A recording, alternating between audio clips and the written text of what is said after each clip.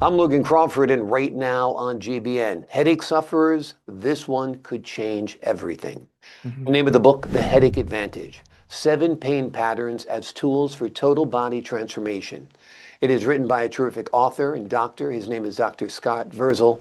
He says all headaches, even migraines, fit into 7 distinct pain patterns.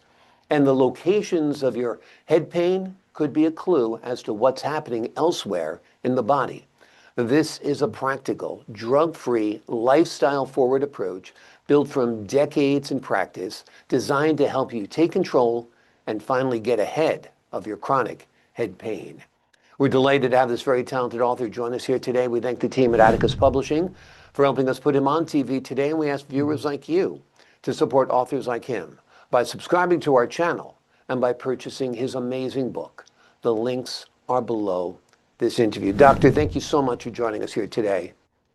Thank you for having me, and a great summary. I That was appreciate that. It's great to have it's you on the show. Who doesn't have a headache from time to time? yeah, Everybody has it from time to time. Some people have it all the time. Uh, right. why is it such a common ailment, do you think?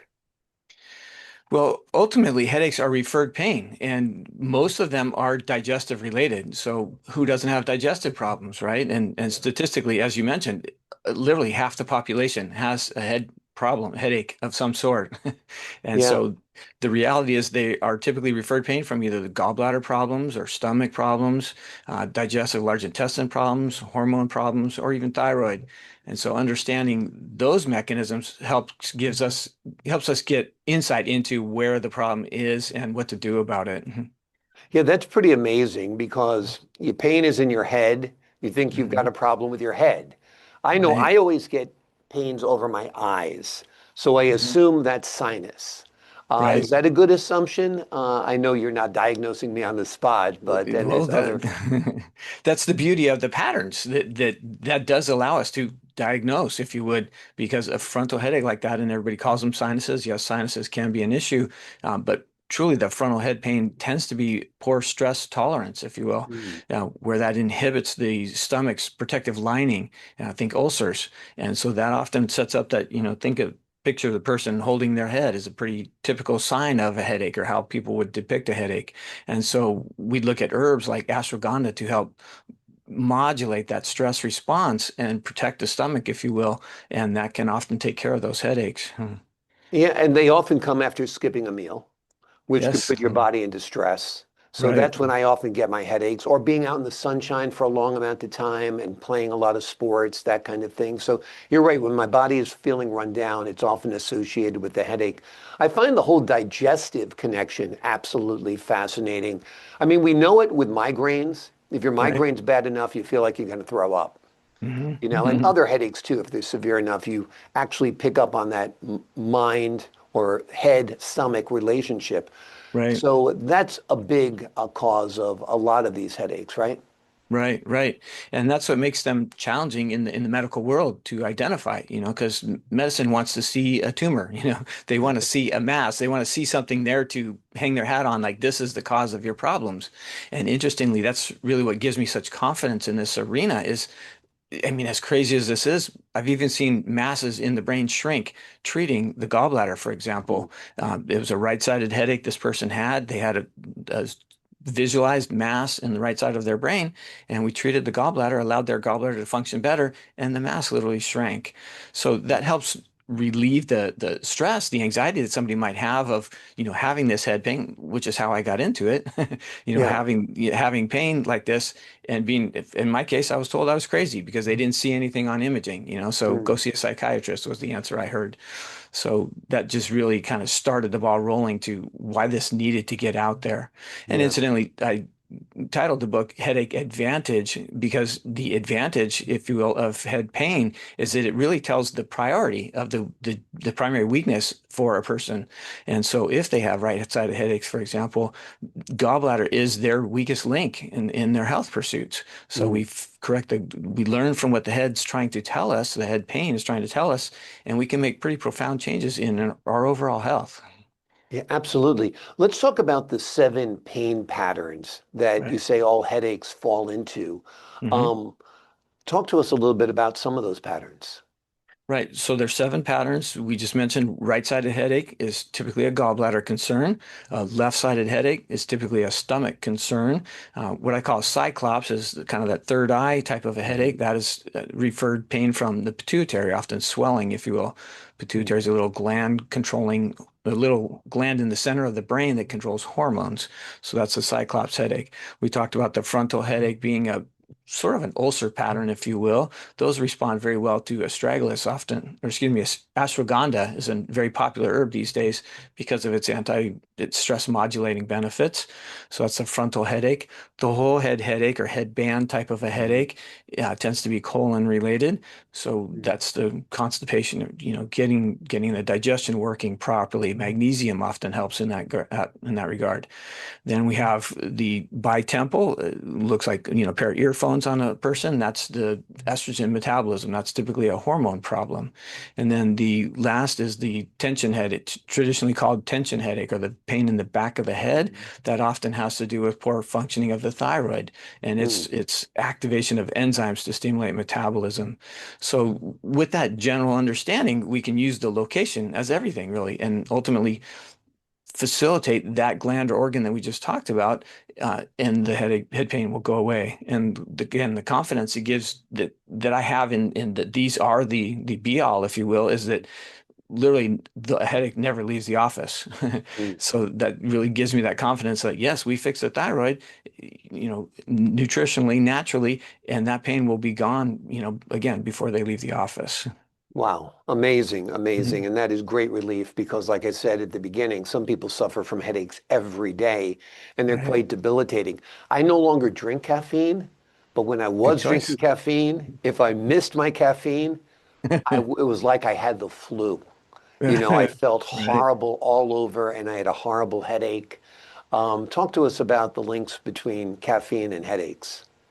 Right. So it goes back to that stress management. And so we're over in that case, sorry to throw you under the bus, but you were, you were stimulating those adrenals and I'm in Southern California. We're all a bunch of stress junkies, right? Yeah. Go-getters and so on.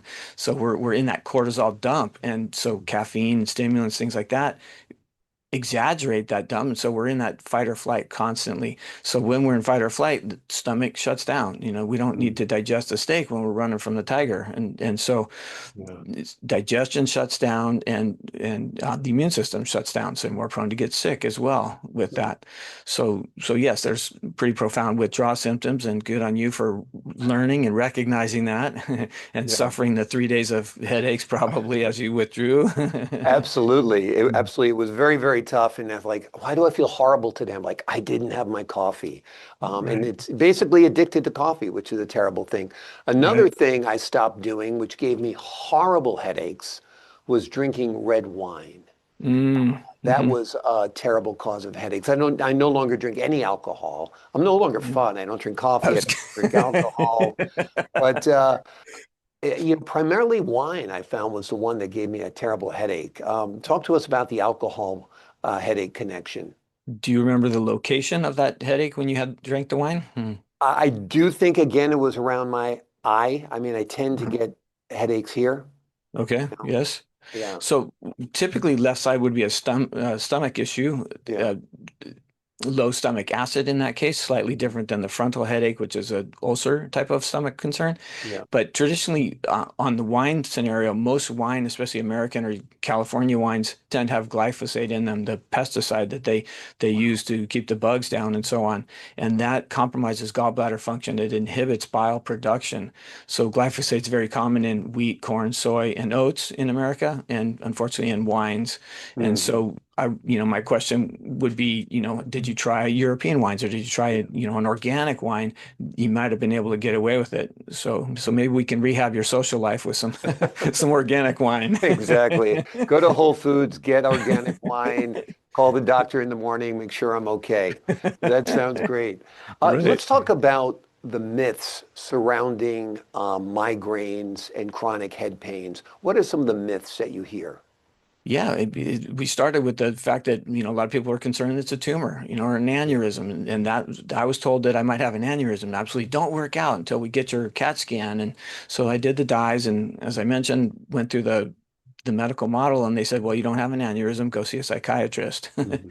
And I was 19, living the dream ultimately. And Yeah. so that's what led to my pursuit of healthcare Yeah. ultimately. And as soon as I got into healthcare and was able to start treating people, my aim was to identify what the triggers of these headaches were. So I used techniques and protocols to identify weaknesses in people's bodies in this approach called applied kinesiology, which ties in the structure and muscles with all the organs and glands, gives us a really good diagnostic tool. And so using that was how I then ultimately identified these patterns. So yes, the myths are, it's an aneurysm, it's a tumor. I mean, in the book, I talk about a tumor. I talk about a gal that had what they call trigeminal neuralgia because she actually literally had a plate in her head. Mhm. And so everybody said it's the way it's going to be because you have a plate in Mhm. your head. In her case, we gave her, I still see her fairly, periodically. And as long as she's on a stomach building supplement, hydrochloric acid that helps her stomach, that is replacing that stomach acid, the left head pain goes away. So a Mhm. lot of these myths about migraines, ultimately migraine, it ultimately just means it's a real bad headache. Yeah. So it still comes down to location. So person says they have a migraine, it's still, where is it? Which of these 7 patterns is your migraine? And we can treat that and the problem will go away literally. Mhm. Wonderful. Wonderful. Are migraines or headaches in general, I should say, evidence of inflammation in the body? We hear a lot about inflammation these days and Right. anti-inflammatory diets and so forth. Is it a sign of inflammation? It is a relative sign of inflammation. Again, I want to pull back the veil and look at where is the inflammation? Why is Hmm. the inflammation there? Inflammation is the immune system, is the body's response to an infection or an injury. Hmm. So we want to look at the underlying cause of why inflammation is there. We talked about adrenal stress and the frontal headaches and so on. Stress can cause inflammation, right? Hmm. I'm a competitive athlete, and so I'm all about producing inflammation, if you will, Yeah. breaking the body down to allow it to then heal up stronger, better, bigger, faster. Mm. And so, I mean, we want to use inflammation in that case to our benefit, Yeah. much like we want to use headaches to our benefit. Yeah. Interesting. Mhm. What's basically feedback for you so you know what you're doing, just like when you're lifting weights or pursuing in a sport, Mhm. if you're getting some muscle pain, that could be a good thing because you're Right. growing that muscle. Like you say, you're breaking it down to build it up again. Let's talk about what a lot of people turn to when they have headache. Aspirin, NSAIDs, of course, including ibuprofen. Good idea, bad idea. I know you take more of a holistic approach. Right. So desperate times, desperate measures. A person needs to do what they have to do to get through it. Yeah. Ultimately, the NSAIDs will inhibit a pathway in the liver called sulfation. That pathway is the primary one that breaks down cortisol.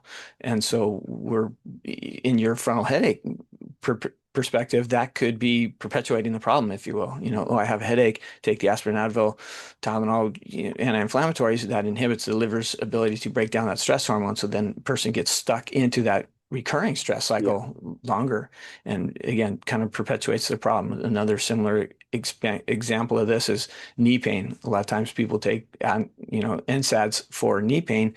The muscles that cause the knee to get weak, or the quadricep muscles, get weak when the small intestine's compromised. So those NSAIDs also inhibit or compromise the stomach lining or the small intestine Mhm. lining, and that perpetuates the weakness in the knee. So another vicious cycle that people can get stuck in. Mhm. So, if someone's watching right now, what's the Yes. first thing they should notice about their headaches? Timing, triggers, location. Talk to us a little bit about that. Yeah, wonderful question. And I often recommend journaling. So Mhm. it's about the location. So my first question is always, always, always, where does it hurt? And so that tells us, based on which of the 7 patterns, but then journal. Hey, I ate pizza, now my head hurts. I drank wine, now my head hurts. And Mhm. so ultimately something's going to rise to the surface there and give you a clue as to what the triggers are. Mhm. What are some of the most common triggers that you see people suffering from and they never suspect actually triggering their headaches? Yeah, here's a unique one. Tomatoes actually inhibit the brain's control of the gallbladder for many people. And so that inhibits the gallbladder and can set up a right-sided headache and cause Mhm. blood pressure to go up because of this acetylcholine effect. So tomatoes is a surprise trigger for a lot of people. Yeah. Corn, unfortunately, can affect hormone modulation. So ladies, corn can cause potentially ovarian cysts, and the estrogen metabolism causes that bitemple, both sides type of a headache. So that's another trigger. You mentioned the caffeine for the frontal headaches or Mhm. stressing, uh, not eating, which again is a stressor when we don't eat. The adrenals basically have to digest the body for energy. Mm. So, intermittent fasting is very popular.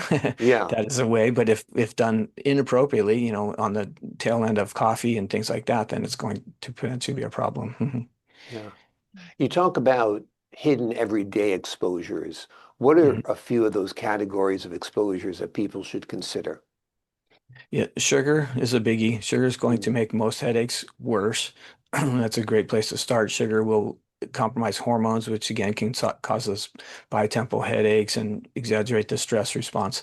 So sugar is a big one. Lack of sleep, the things that typically can cause us to be stuck in the stress cycles. Those are big, common everyday triggers. Dehydration is another one because the brain is 70% water. That's fat and water ultimately. Hmm. So keeping hydrated, deficiency of magnesium because of its effect on calmness, on that sulfation pathway I just mentioned, the stress response pathway. And then magnesium also helps the colon. So magnesium is a very common potential benefit or an easy, simple place to start Mm. if you're suffering from headaches. Mhm. I know you're an expert in chiropractic medicine as well, so let me talk to you a little bit about the benefit of adjustment when you Right. have a headache. Does that help as well? Yes, that's one of the ways we can reduce the symptoms of a headache immediately is going to the associated vertebra for the second cervical in the top of the neck is Hmm. related to colon, for example. So that will help with the whole head headache, which is colon. Colon is often the trigger for sinuses, as you mentioned earlier. So, an adjustment on top of the neck can help either of those. In my world, adjustments are wonderful, but we want to look at why the vertebra is out in the first place as well. So Hmm. that tends to come back to nutrition. Yes, we're going to adjust C2 in that case, or adjust the mid back or wherever the subluxation is, but why is that there in the first place? So my admiration, my encouragement, even to doctors and chiropractors, is look deep. Always ask why. Look deeper. Keep looking Yeah. for what the underlying lifestyle trigger is. We hear a lot about getting proper sleep and sleep hygiene nowadays, movement, diet, social connection. How important is it that all of your ducks are in a row when it comes to your health if you want to eliminate headaches from your everyday existence or even suffering from them occasionally?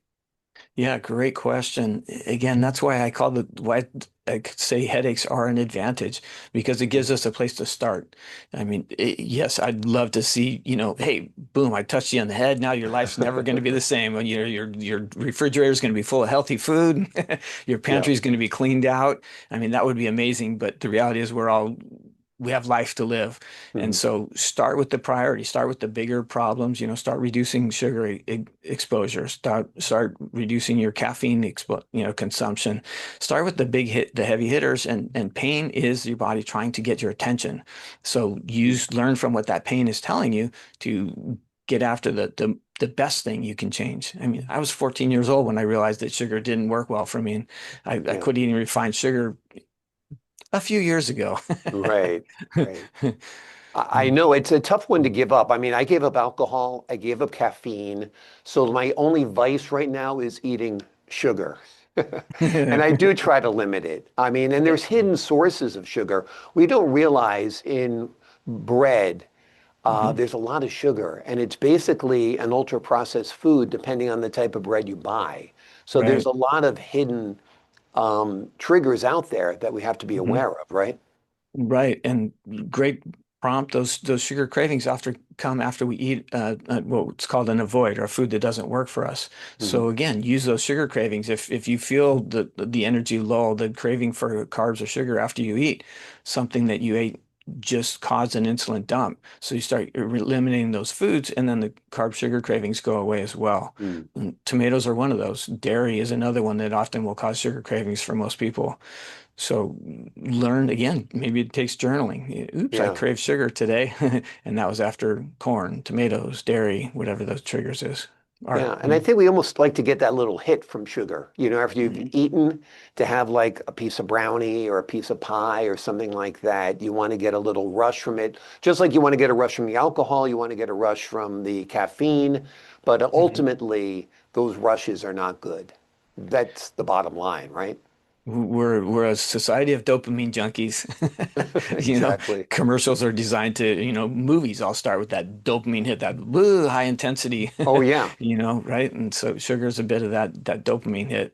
Exactly, exactly. Okay, so that's my next vice I have to eliminate to make myself a completely boring person. So I'll be working on that. But I'll say I have a prescription from the doctor, so I'll be all set. If people say, "Why are you so boring? You don't even have dessert anymore." Right, right. It's a story. That's why I don't get invited to social gatherings.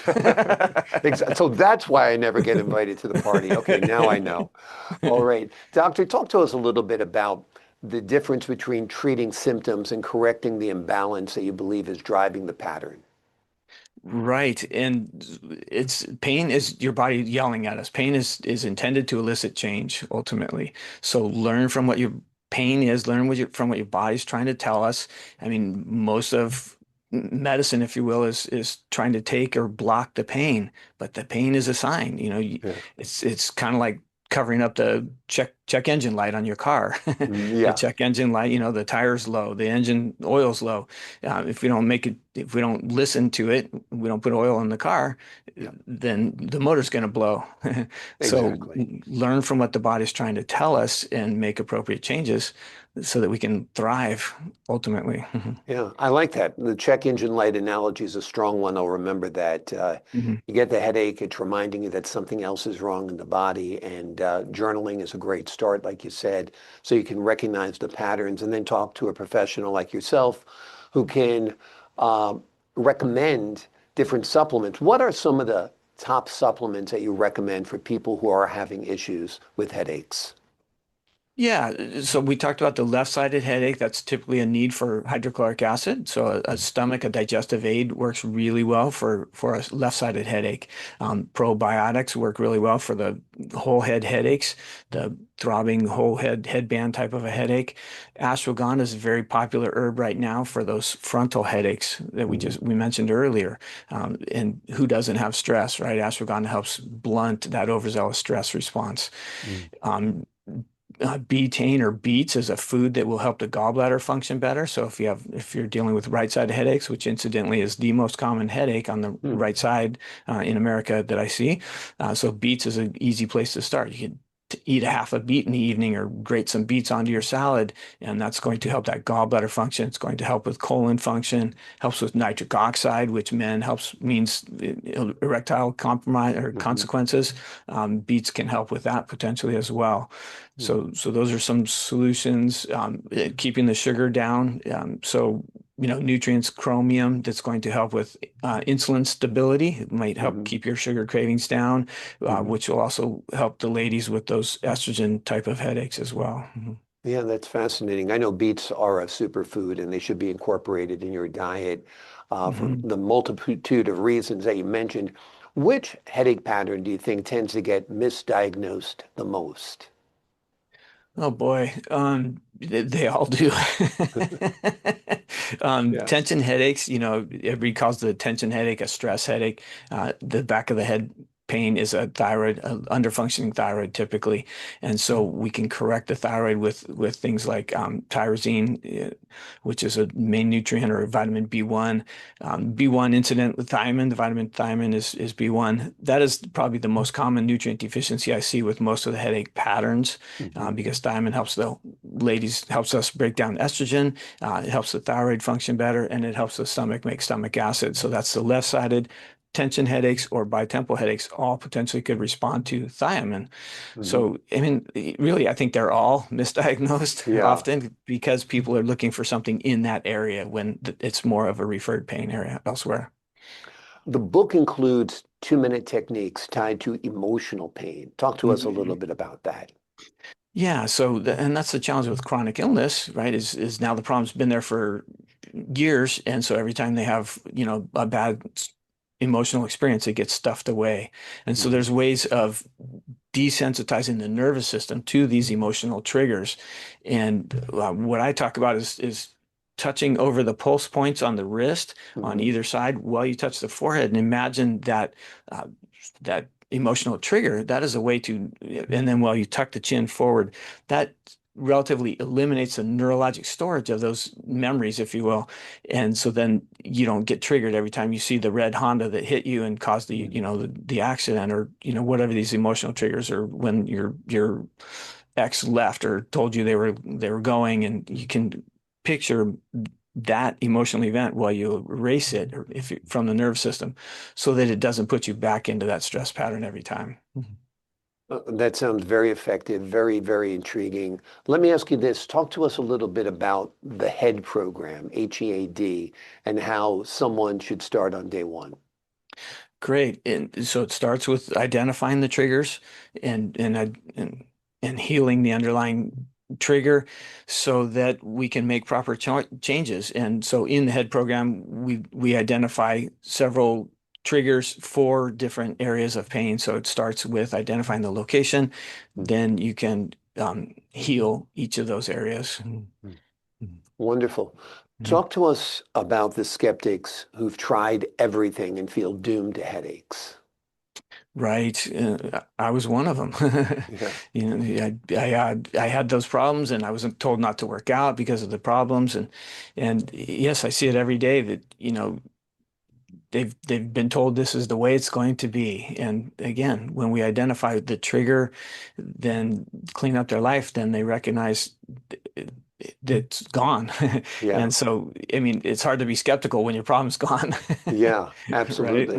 Absolutely. One thing that brings me relief is I have a herbal pillow that's filled with seeds and beans and things like that. I Mm. microwave it and I put it across my head, and that Uh-huh. helps a lot. The heat therapy, Nice. an effective tool. That would bring circulation to the area. So yes, Okay. sorry, but I'd call it an effective Band-Aid. Right, So, because the right, headache's not going away until I pop more ibuprofen or something, in my right. case. And like you Yeah. said, that's only, so maybe that's the Band-Aid. Maybe to actually get the cure, we need Hmm. to start following the program Head outlined in your program. book, right? Yeah, Right. The head program, and try ashwagandha. I mean, it's an herb yeah. that's, again, it's very popular. It could very well be helpful in what you've described. Hmm. Wonderful. Well, I'll take a look into that without a doubt. What's Hmm. one patient success story that best shows what's possible with your approach? Yeah, I mean, I like the one of this gal had a plate in her Oh, head, yeah, and so she was told, and she was one of those skeptics. This is I have a plate. This yeah. is the way. This is I'm an Eeyore. This is my life, and we put her on a stomach supplement, and her headaches have been literally eliminated. She's a raving fan now. Yeah. So, and the other tumor that shrank on the right side of the head, thyroid symptoms. I mean, taking medications to stabilize the thyroid. We want to look at what's inhibiting the thyroid. Wheat, incidentally, is the same protein structure, amino acid structure as the thyroid. And so that can launch an autoimmune attack against the thyroid and trigger those tension headaches. I see those, every day. Thank you for asking. Mhm. Oh, absolutely. And that is an incredible story that that woman was living with pain and she was doomed to that pain Mhm. by conventional medicine or by some doctors, I should say, and that you were able to help her with your techniques. If Mhm. someone takes only one message away from this book, what would you hope that would be? Yeah, thank you. Pain is intended to elicit change. So every pain is a warning light trying to get your attention to make positive change in your lifestyle. Mhm. Yeah, Mhm. absolutely. And first steps would be journaling. That's a great first step. Yes. Yeah. That triggers your mind to start paying attention to what the triggers might be. Mhm. When's it time to call a medical professional like yourself? When you're struggling to figure it out, or especially once you've identified what the triggers are, you Yeah. may need help getting to the bottom of it. Mhm. Absolutely. And another great start, of course, if you're suffering from headaches, is to pick up this book. It's amazing. I recognize myself within the pages of it. so will you. The name of the book is The Headache Advantage, 7 Pain Patterns as Tools for Total Body Transformation. It's a fresh way to decode what your headaches are trying to tell you so you can build a practical plan toward lasting relief and better overall health. Doctor, thank you so much for joining me here today. It's been a pleasure. Thank you for having me, Logan. I appreciate your time, your insight, and the wonderful work on this book. To the folks at home, I'm Logan Crawford for the Global Book Network. So long for now.